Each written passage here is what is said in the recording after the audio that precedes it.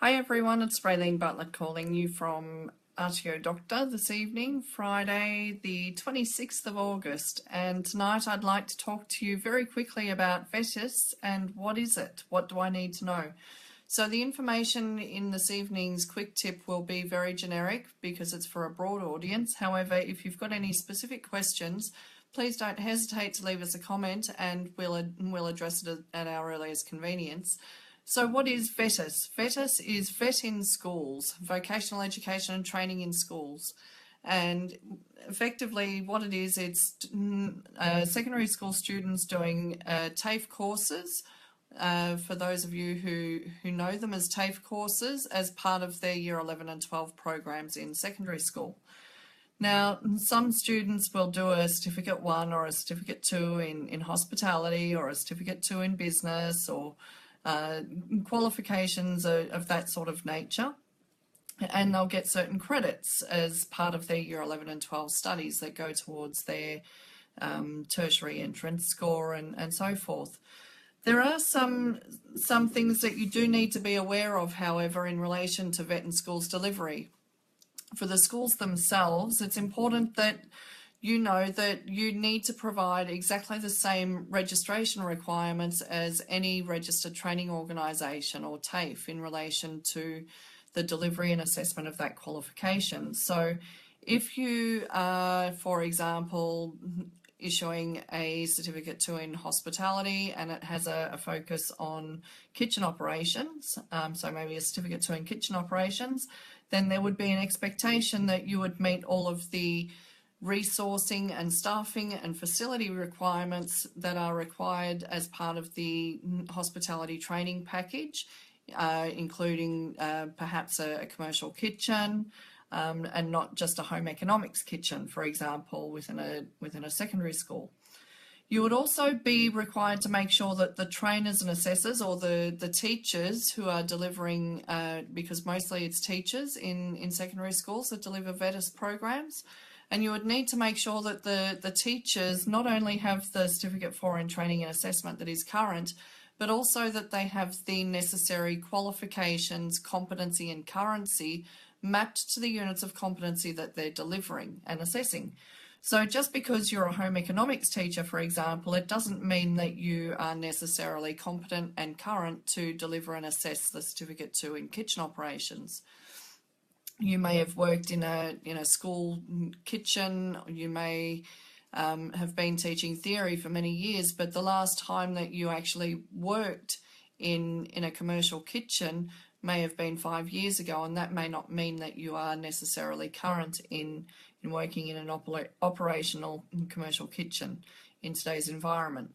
So you need to be mindful that you do need to make sure that you are meeting the trainer and assessor requirements of the training package also, and the standards for RTOs 2015.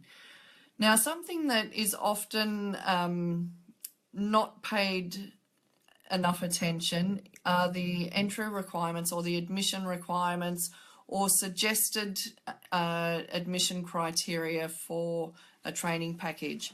So in particular, there is a training package that comes to my mind immediately, and that is the sports training package, in particular the Certificate 3 in fitness.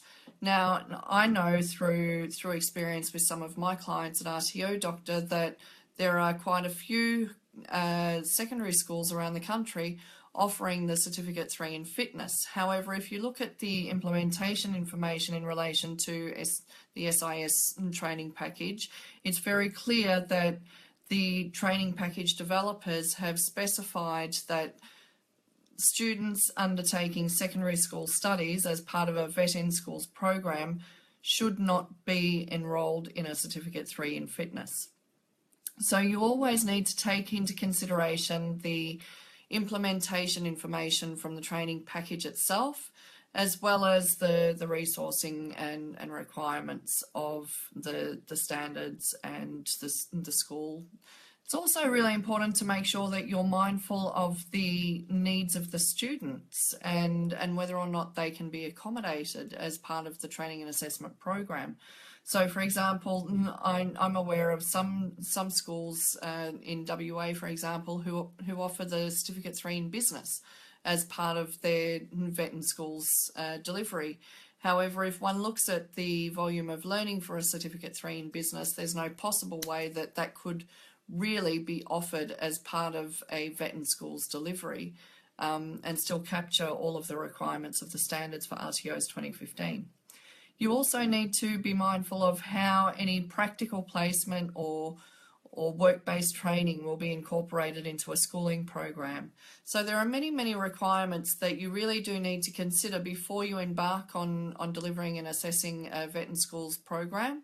Unfortunately, what seems to happen is many principals get caught up in the possibility of receiving additional funding for implementing vet in schools programs. There are many incentives for secondary school students and their parents.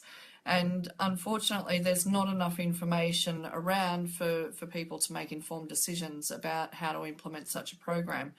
There are many vocational coordinators, vet coordinators in secondary schools who don't necessarily have the understanding and the compliance knowledge necessary to be able to undertake that role. So it's really important that if you're a principal listening to this information, that you truly understand the environment that you'll be operating in and the requirements that your staff are being required to meet. So when they come to you for assistance with resourcing and professional development requests, you have a better understanding of where those requests are coming from and why.